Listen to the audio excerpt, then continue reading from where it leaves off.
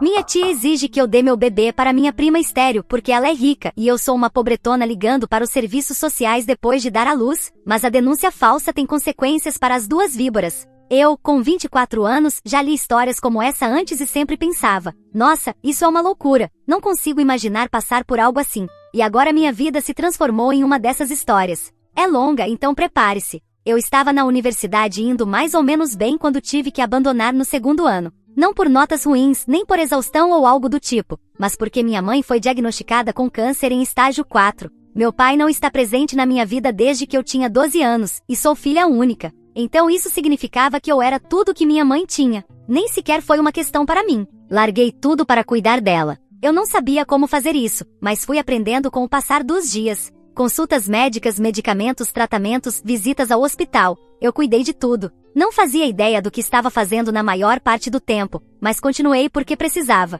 Foram os 2 anos mais difíceis e desgastantes da minha vida, mas não me arrependo nem por um segundo. Esses anos foram cheios de tanta dor, mas também de muito amor. Mesmo quando as coisas estavam no pior momento, ainda tínhamos uma à outra. Ela faleceu quando eu tinha 22 anos, e quando se foi, me senti completamente perdida. Eu não tinha diploma universitário, nem economias reais, nem ideia do que fazer depois, nem mesmo uma grande herança. Consegui os trabalhos que pude, garçonete, trabalhos temporários, babá, qualquer coisa para pagar o aluguel e colocar comida na mesa. Foi nessa época que me reconectei com Martim, de 25 anos, alguém que conheci no ensino médio. Não éramos próximos naquela época, mas éramos amigos. Ele entrou em contato um dia pelas redes sociais e começamos a conversar. As coisas evoluíram rápido entre nós, talvez rápido demais. Em 6 meses descobri que estava grávida e quando contei a Martim, ele entrou em pânico completamente. Digo, completamente. Disse que não estava pronto para ser pai e que precisávamos conversar, mas depois simplesmente me ignorou.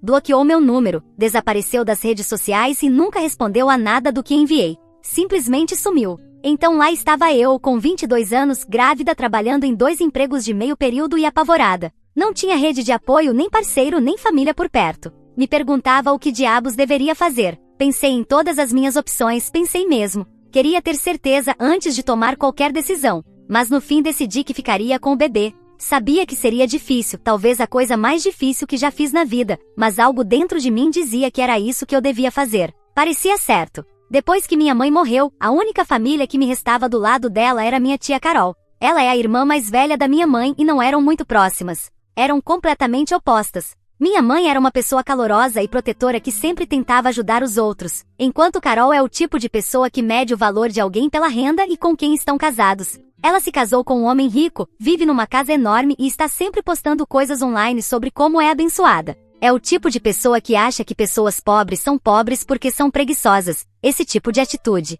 Carol tem uma filha, minha prima Rebeca, de 30 anos, e se Carol é má, Rebeca é como Carol, mas turbinada. Sempre foi um pouco arrogante e egocêntrica, mesmo quando éramos crianças. Nunca fomos próximas, ela sempre estava ocupada demais agindo como se fosse superior a mim. Depois que minha mãe faleceu, Carol me contactava de vez em quando, mas sempre parecia forçado, como se fizesse isso por culpa ou obrigação. Mas quando descobriu que eu estava grávida e planejava ficar com o bebê, de repente se envolveu muito. Começou a me ligar todos os dias, me convidar para almoçar, se oferecer para ajudar com coisas do bebê. Foi um pouco suspeito, porque nunca antes tinha demonstrado esse tipo de interesse em mim, mas eu também me sentia vulnerável e desesperada por qualquer tipo de apoio, então aceitei a ajuda dela, o pior erro que eu poderia ter cometido. Uns 2 meses depois da minha gravidez, estávamos em um desses nossos pequenos almoços quando Carol revelou o verdadeiro motivo por trás de tanta gentileza recente. Começou falando sobre como Rebeca e o marido dela, David, eles estavam a tentar ter filhos há anos e recentemente descobriram que não podiam.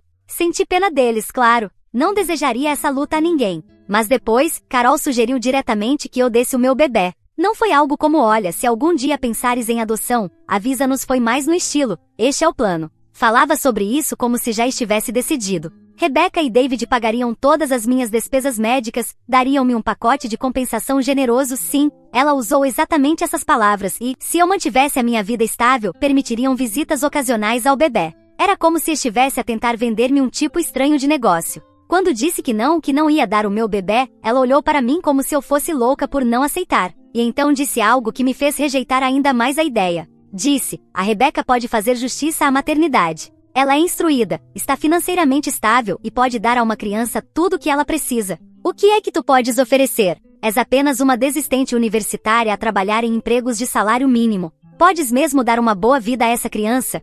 Isso magoou-me profundamente, não só porque foi cruel, mas porque nos meus momentos mais baixos, eu já me tinha feito essa mesma pergunta. Já tinha chorado por isso, preocupado com isso, e agora estava ela ali a atirar-me isso à cara como se fosse um facto. Disse-lhe que não queria voltar a vê-la nunca mais e fui-me embora. Mas claro, isso não foi o fim. Depois daquele dia, Carol e Rebeca começaram a perseguir-me sem cessar. Chamadas, mensagens apareciam no meu apartamento, a tentar fazer-me mudar de ideias. Quando bloqueei os números delas, começaram a enviar outros membros da família do lado delas, pessoas que eu mal conhecia, para tentarem fazer-me sentir culpada. Não conseguiam aceitar que eu tinha dito não. Tornou-se tão intenso que acabei por me mudar. Não contei a elas nem a mais ninguém, exceto alguns amigos de confiança. Depois, à medida que se aproximava a data prevista para o parto, as coisas pioraram ainda mais. De alguma forma, Carol descobriu em que hospital eu planeava dar à luz, não me perguntes como, até hoje não sei. Tentou convencer o pessoal do hospital de que eu estava mentalmente estável e que planeava abandonar o bebê, para que pudessem intervir e entregá-lo a Rebeca e David. Felizmente, o hospital não acreditou nela. Então, mudei de hospital à última hora. Não disse a ninguém para onde ia, nem sequer a família alargada. Apenas a minha melhor amiga sabia. Ela foi comigo para o hospital quando comecei o trabalho de parto e ficou comigo o tempo todo. Também contratei uma doula, em parte para apoio, mas também porque queria ter outra pessoa ali do meu lado caso Carol ou Rebeca tentassem alguma coisa. Depois de 19 longas e dolorosas horas de trabalho de parto, dei à luz uma linda menina. Chamei a Ren, em homenagem à minha mãe. A minha amiga ficou comigo aquela noite no hospital, dormindo na cadeira ao lado da minha cama. Devíamos ter alta no dia seguinte à tarde. Nessa manhã, a minha amiga foi buscar café e uma enfermeira entrou com um ar preocupado. Disse que havia 2 mulheres na recepção a perguntar por mim, e pela descrição, soube imediatamente que eram a Carol e a Rebeca. Nem sei como me encontraram de novo, ainda hoje fico arrepiada só de pensar nisso. Felizmente, a enfermeira percebeu imediatamente o meu pânico. Perguntou-me se eu queria que as expulsassem, e eu disse que sim. A segurança escoltou-as para fora antes que pudessem aproximar-se do meu quarto. Eu estava a tremer, mas graças a Deus não chegaram até nós. O que eu não sabia naquele momento, quando pensava que o pior já tinha passado, quando finalmente estava em casa com a Ren e comecei a acreditar que podia respirar novamente, era que Carol tinha um plano B, claro que tinha. Olhando para trás agora, não sei por que é que pensei que ela simplesmente desistiria em silêncio. Não é esse tipo de pessoa. Isso aconteceu no dia seguinte ao de termos chegado à casa do hospital. Eu ainda estava exausta, sem dormir quase nada. Ren era tão pequena e eu questionava-me constantemente. Estará a comer o suficiente? Será que a fralda está apertada demais? Estará frio aqui dentro? Então alguém bateu à porta. A minha amiga estava a trabalhar e nenhum dos meus amigos próximos aparecia sem avisar antes por mensagem. Abri a porta com cautela e vi uma mulher ali parada com um crachá e um bloco de notas. Apresentou-se como trabalhadora dos serviços de proteção de menores e disse que estava ali em resposta a uma denúncia. Ao início fiquei confusa. Que denúncia?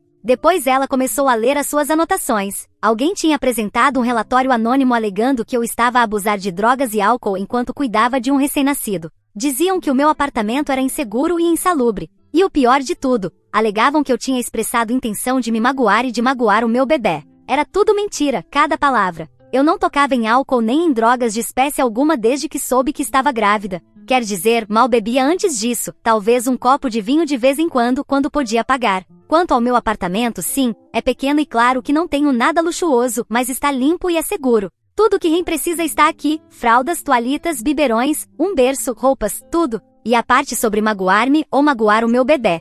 Essa foi a pior mentira de todas. A assistente social começou a fazer-me perguntas. Era calma e profissional, mas percebi que já tinha ouvido denúncias assim antes. Olhou em volta do apartamento, verificou se havia perigos, pediu para ver onde Ren dormia e perguntou-me sobre o meu estado mental e emocional. Fui honesta, disse que estava cansada e estressada, mas que estava a lidar bem e tinha apoio de amigos e de um grupo local de mães. Perguntou-me se eu estaria disposta a fazer voluntariamente um teste de drogas. Eu disse que sim, sem hesitar. Na verdade, ela pareceu surpreendida pela rapidez com que aceitei, mas eu não tinha nada a esconder. Teria feito 10 testes de drogas naquele momento, se isso ajudasse a limpar o meu nome. No final da visita, ela parecia satisfeita. Disse-me que tudo estava bem, que eu parecia estar a cuidar muito bem da Ren e que aquilo parecia ser uma denúncia falsa. Até disse que isso acontecia mais do que as pessoas pensam, especialmente em disputas familiares ou lutas por custódia. Disse-me que o caso provavelmente seria encerrado sem mais ações. Mas antes de ir, perguntou-me se eu tinha ideia de quem poderia ter feito a denúncia.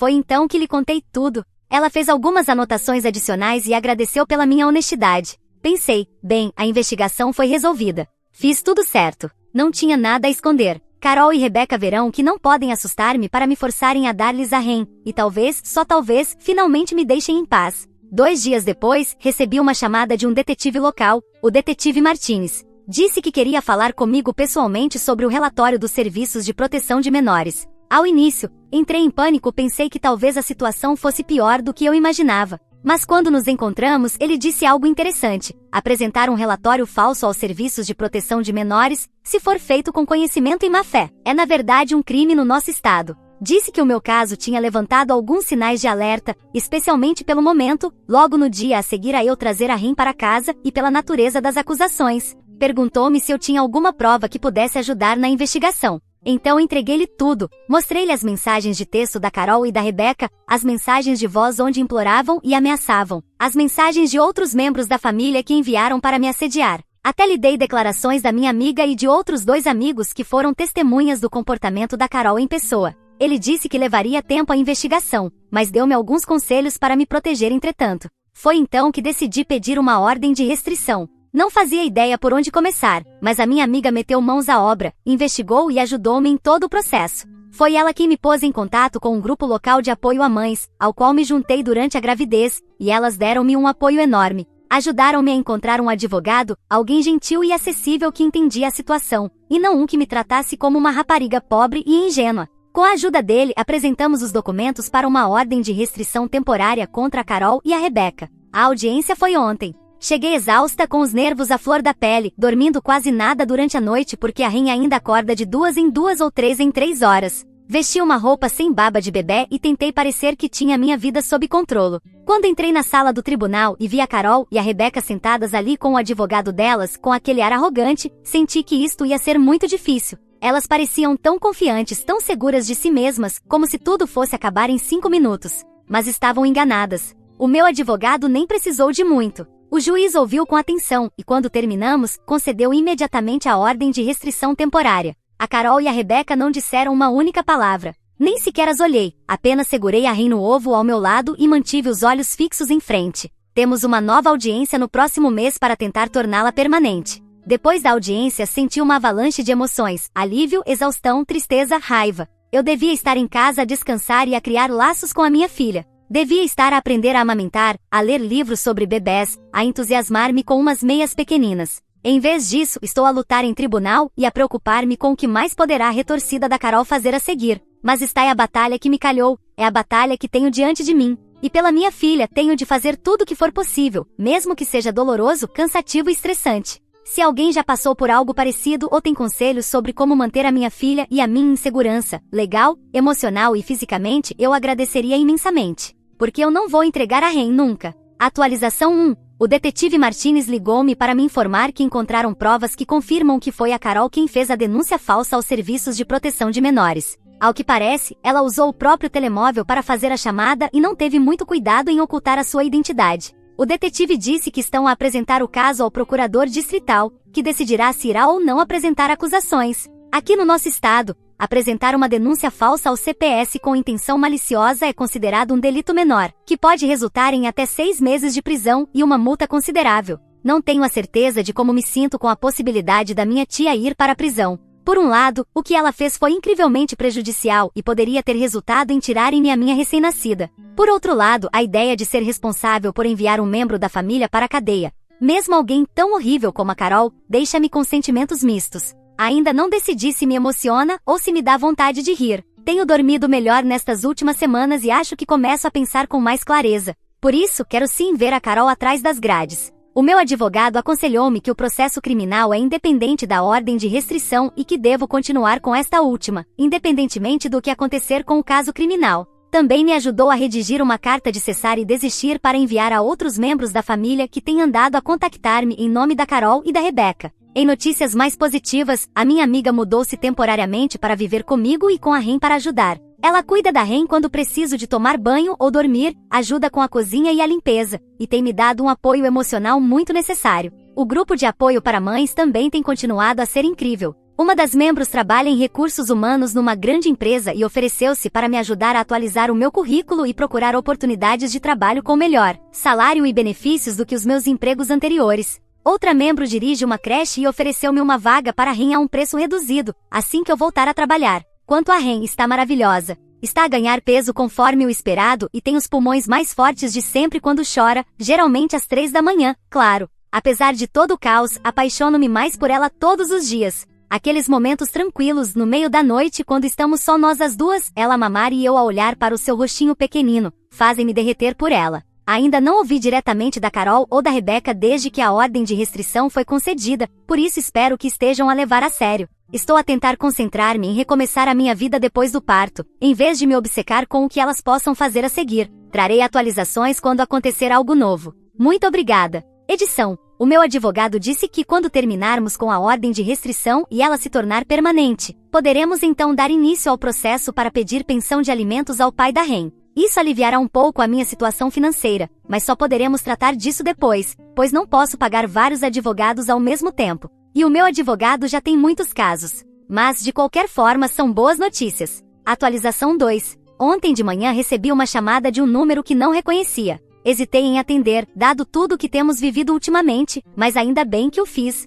Era o David, o marido da Rebeca. Ligou para pedir desculpa pelo comportamento da esposa e da sogra, e para me fazer saber que ele não tinha nada a ver com os planos delas. Segundo David, ele e a Rebeca tinham tentado conceber durante anos e ficaram devastados ao descobrir que a Rebeca não podia ter filhos biológicos. Tinham considerado a adoção como opção, mas a Rebeca mostrou-se relutante com a ideia de criar o filho de outra pessoa. Quando a Carol descobriu que eu estava grávida, apresentou a Rebeca a solução perfeita, um bebê da família com genética semelhante, que podiam fazer passar como sendo biologicamente deles. O David afirma que rejeitou imediatamente a ideia, dizendo que lhe parecia extremamente bizarra. Pensou que tudo terminaria ali, mas ao que parece, a Carol e a Rebeca continuaram com o plano pelas suas costas. Só descobriu o que estavam a fazer quando a polícia apareceu em casa para interrogar a Rebeca sobre a denúncia falsa. Confrontou-a, o que despoletou uma enorme discussão, na qual ela acabou por admitir tudo. O David disse-me que pediu o divórcio e que saiu de casa. Queria que eu soubesse que nunca teria apoiado um plano assim e que está a cooperar totalmente com a investigação policial. Também forneceu detalhes que coincidem com o que o detetive me tinha contado sobre o caso, por isso estou inclinada a acreditar nele. Apenas algumas horas depois da chamada do David, recebi outro contato inesperado, um e-mail da cunhada da minha tia Carol. A Linda disse que a Carol está a ter uma crise desde a visita da polícia. Ao que parece, a Carol confessou tudo ao marido, que estava completamente alheio ao que ela andava a fazer. Está furioso e disse a Carol que ela tem de enfrentar as consequências das suas ações. Segundo a cunhada, o marido da Carol insiste que ela receba ajuda psiquiátrica e disse que não vai gastar um único cêntimo com honorários legais caso ela seja acusada por apresentar a denúncia falsa. A cunhada queria que eu soubesse que o resto da família não apoia as ações da Carol e que todos estão horrorizados com o que ela fez. Estas pessoas não fazem parte da família que me tem assediado. Essa parte são primos distantes que estão mais próximos delas do que de mim. Pessoas como elas, basicamente. Como se tudo isto já não fosse drama suficiente para um único dia. O detetive Martinez ligou-me à tarde para me informar que o procurador distrital decidiu acusar a Carol por apresentar uma denúncia falsa. Ela foi formalmente acusada de um delito menor e já foi marcada uma data para a audiência preliminar, que será na próxima semana. O detetive perguntou-me se estaria disposta a testemunhar caso o caso vá a julgamento, e eu disse-lhe que pode contar comigo. Quanto a Ren, continua completamente alheia a todo o caos que a rodeia. Já cresceu bastante neste tempo e parece estar mais alerta e receptiva. Juro que me sorriu ontem, embora minha amiga insista que provavelmente foi só gases. A audiência para tornar permanente a ordem de restrição continua agendada para breve. A minha advogada acredita que agora temos um caso ainda mais forte, com o testemunho do David e as acusações criminais contra Carol. Mas avisou-me para não baixar a guarda neste momento, que estas são horas críticas para ganhar o caso. Voltarei a atualizar depois da audiência preliminar da Carol ou se acontecer algo relevante entretanto. Atualização 3. Vou começar pela audiência preliminar da Carol. Foi intensa. Eu não estive presente fisicamente, mas o meu advogado manteve-me informada o tempo todo. A Carol declarou-se inocente da acusação de ter feito uma denúncia falsa, o que o detetive Martinez já tinha dito que era esperado. Ao que parece, quase sempre as pessoas se declaram inocentes nas audiências preliminares, mesmo quando há provas fortes contra elas. Faz parte do processo legal, suponho. Foi marcada uma data para o julgamento dentro de 2 meses. Parece muito tempo, mas ao mesmo tempo sei que vai chegar mais depressa do que espero. O meu advogado tem estado em contato com o Ministério Público, que disse que tem um caso sólido. Ainda assim, existe sempre a possibilidade de a Carol aceitar um acordo judicial, o que significaria evitar o julgamento. Não sei o que quero mais, vê-la enfrentar realmente as consequências em tribunal ou simplesmente que tudo termine, para que possamos seguir em frente. De qualquer forma, decidi que não vou continuar a deixar que esta mulher viva sem pagar renda dentro da minha cabeça. Já gastei energia demais a lutar contra sua escuridão, é hora de me concentrar na luz da minha vida. A audiência para tornar permanente a ordem de restrição também já aconteceu durante este tempo e, como esperávamos, conseguimos a ordem de restrição permanente. São poucos passos de cada vez, mas sempre a avançar, e isso é o mais importante neste momento. A Ren está muito bem. Continua a ganhar peso a olhos vistos, as bochechas estão a ficar mais gordinhas e está a começar a ficar mais desperta. Os olhinhos já me seguem pela casa agora. Quanto ao grupo de mães, nem consigo começar a descrever o quanto estou grata por elas. Tal como a minha amiga, estas mulheres, algumas das quais eu mal conhecia antes de tudo isto, ajudaram-me imenso. Trouxeram comida caseira, deixaram fraldas e toalhitas, e até me deram roupa de bebê e carrinhos usados. Mas mais do que isso, deram-me força emocional. Para além de tudo isso, recebi uma boa notícia. Uma das mães do grupo tinha uma ligação numa empresa local que estava a contratar para uma vaga de assistente administrativa. Não é um trabalho glamouroso nem luxuoso, mas paga bem, tem benefícios e o mais importante, os horários são suficientemente flexíveis para eu conseguir conciliar com os cuidados da minha filha. Fiz a entrevista, gostaram de mim e fizeram-me uma proposta. Vou começar depois de terminar a minha licença de maternidade. Isso tira-me um peso enorme dos ombros, porque com o apoio da creche da Ren, vou conseguir sair para trabalhar e trazer dinheiro para casa. Por outro lado, também já começamos o processo para pedir pensão de alimentos ao meu ex para a Ren. Sei que ele não quer saber nada sobre ser pai, mas ao menos terá de pagar. Ele nem sequer me ajudou a decidir o que fazer quando soube da gravidez. Apenas fugiu, esperando que eu resolvesse tudo sozinha. Ainda falta o julgamento da Carol e o processo da pensão de alimentos, por isso conto fazer pelo menos mais uma atualização. Atualização 4. Espero, a sério que espero que esta seja a conclusão da minha história. Aconteceram coisas boas, e são essas coisas boas que quero partilhar convosco. Para começar, já estou a trabalhar há vários meses no meu novo emprego, a habituar-me às novas tarefas, a conhecer pessoas na empresa e a ganhar um bom ordenado. Comparado com o que ganhava antes, é um grande progresso. É muito menos estressante do que ter 2 empregos como tinha antes. O salário é suficiente para mim e para minha filha. A minha filha vai para a creche durante o dia, onde é bem cuidada, enquanto a mãe está a trabalhar e a ganhar dinheiro. Depois vou buscá-la à tarde, e voltamos juntas para casa para aproveitar o resto do dia. Estou a viver uma das melhores fases da minha vida. O meu advogado também conseguiu entrar em contato com o meu ex e, depois de um teste de ADN, foi-lhe ordenado pagar pensão de alimentos, incluindo o valor em atraso, por ter desaparecido durante todo este tempo. Tivemos uma audiência, e ele não parecia nada satisfeito, mas a verdade é que ambos fomos responsáveis por esta gravidez. Só que apenas um ficou por aqui. Ele achou que podia abandonar-me grávida e que tudo se resolveria como por magia. E acredita, eu entendo. Já li pessoas a dizerem que eu devia ter feito um aborto. Era uma opção sim, mas não me arrependo de a ter rejeitado. E quanto ao meu ex, se era isso que ele queria, podia ter ficado e falado comigo sobre isso. Não fugir como se eu fosse uma leprosa. Por isso não sinto pena nenhuma dele. A Rebeca também já está divorciada. Legalmente falando, já não tem casamento, o que, na minha opinião, deita por terra qualquer ideia de querer a minha filha. Por outro lado, a ordem de restrição tem funcionado muito bem. Não tive qualquer contato com ela durante bastante tempo. E por fim, o melhor para o final, a Carol.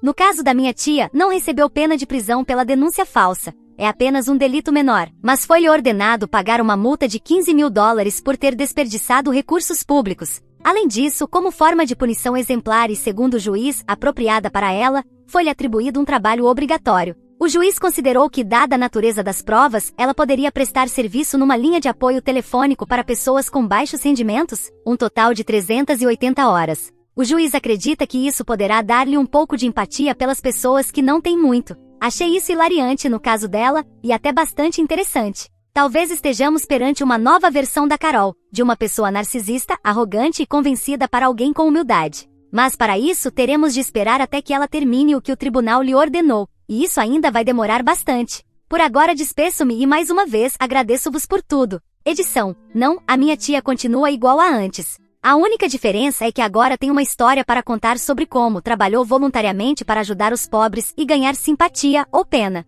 Azar o dela é que as pessoas não são tão estúpidas quanto ela pensa, e sabem muito bem que isso foi uma ordem do juiz.